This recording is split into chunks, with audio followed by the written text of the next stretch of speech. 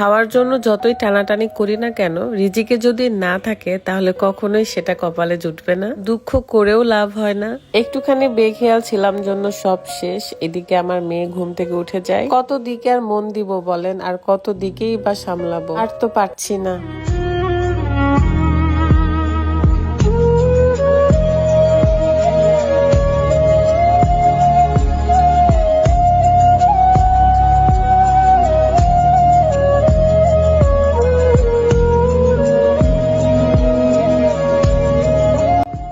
আসসালামু আলাইকুম, কেমন আছেন সবাই? কিছুদিন আগে ড্রেস নিয়ে এসেছিলাম, তাই ভাবলাম যে বানাতে দিয়ে আসি। শপিং করার সময় তো ভালোই লাগে, কিন্তু এই যে বানানো অবধি অপেক্ষা করা, এটা খুবই বিরক্তিকর। যাই হোক, 5 দিনের মধ্যে আমি 5টা 3 পিসি পেয়ে যাই। এত সুন্দর আরাম লাগে পরে। আজকে রাতের বেলা হুট করে রামেন খেতে ইচ্ছে করে, দেন বানাতে চলে যাই রান্নাঘরে। এটা বেশ কয়েকদিন আগে নিয়ে রেখেছিলাম, কেন জানি ঝাল ঝাল ঝোল করে খেতে ইচ্ছে করছিল রামেন স্টাইলের। আমার 5টা ড্রেসই একটু পরে দেখিয়ে দিব, কোথা থেকে নিয়েছি সেটাও দেখাবো। তার আগে ডিমটা সিদ্ধ করতে দিয়ে যাই এবং চিকেনটা ফ্রাই করে নিই। মানে শর্টকাট উপায়ে ঘরের মধ্যে যা আছে সেটা দিয়ে রামেন বানাবো। আপনাদের ভাইয়ার মোবাইল থেকে দেখিয়ে দিই এখন কয়টা বাজে, রাত 2টা 4 বাজে। ডিম সেদ্ধ হতে হতে আমি আপনাদেরকে কয়েকটা ড্রেস দেখিয়ে দিই। এত সুন্দর সুন্দর 3 পিস। হুমায়রা ফ্যাশন হাউস এই ফেসবুক পেজ থেকে আমি প্রত্যেকটা 3 পিসই নিয়েছি। প্রত্যেকটা 3 পিসের কালার এত সুন্দর, দেখেই তো বুঝতে পারছেন। আপনারাও কিন্তু এই সুন্দর সুন্দর 3 পিস গুলো অর্ডার করতে পারেন Humaira fashion house Facebook page থেকে।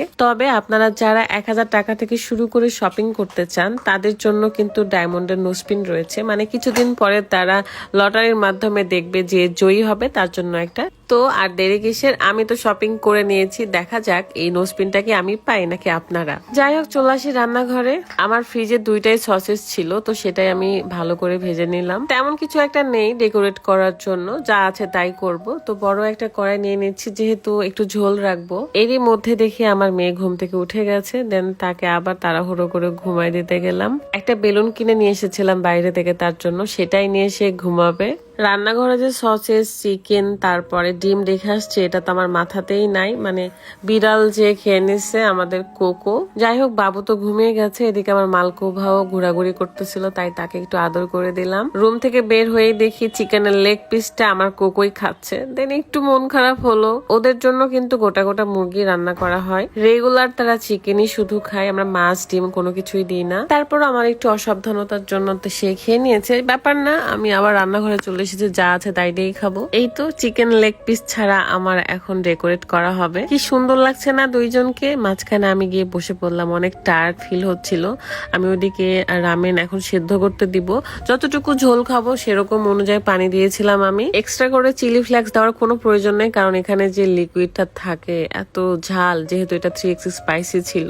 রান্না তো মোটামুটি শেষ, এখন আমি ডেকোরেট করে নিচ্ছিলাম ডিম, চিকেন এবং এই সসেস দিয়ে। দেখতে যতটা লাগতেছে না, খেতেও তার থেকে অনেক বেশি মজা। যদি গোলমরিচের গুঁড়া একটু দেওয়া যেত তাহলে আরো ভালো লাগতো। ব্যাপার না, মাঝরাতে ইচ্ছা করেছে রান্না করেছে, এটাই অনেক কিছু। আমার এই রামেন খাওয়া দেখে কার কার ইচ্ছা করছে কমেন্ট করবেন। এন্ড ঝাল ঝাল রামেন চ্যালেঞ্জ কি কেউ করতে চান আমার সাথে? সবচেয়ে ভালো লাগে এটার ঝোল যখন চুমুক দিয়ে খাই। রেস্টুরেন্টের তার থেকে মনে হচ্ছে আমারটা বেশি মজা হয়েছে। একটা ব্যাপার খেয়াল করলাম, যে যখন সেদ্ধ নুডলস এর মধ্যে ডিরেক্টলি আমরা লিকুইড স্পাইসিটা মিশিয়ে খাই, তখন বেশি ঝাল লাগে। আর এভাবে রান্না করে খেলে অতটাও ঝাল ফিল হচ্ছে না, মানে ওই রকম না। এমনি তো পরে আমার মুখ চোখ লাল হয়ে গিয়েছিল, কারণ এটাও ঝাল। যা আপনি পছন্দ করবেন সেটার কাছ থেকে দুঃখ পাবেন, ব্যাপারটা এরকম। আমি রামেন পছন্দ করি, আর এটা অনেক বেশি জ্বালাই আমাকে, তারপরও ভালো লাগে, আমি খাই। আমরা 3জন মিলে খাচ্ছিলাম, তামান্না, তৃষা আর আমি। ওরা আমার মতো এত ঝাল খেতে পারে না, তারপরও ট্রাই করতেছিল। যাই হোক, সবাই ভালো থাকবেন, সুস্থ থাকবেন। আল্লাহ হাফেজ, আসসালামু আলাইকুম।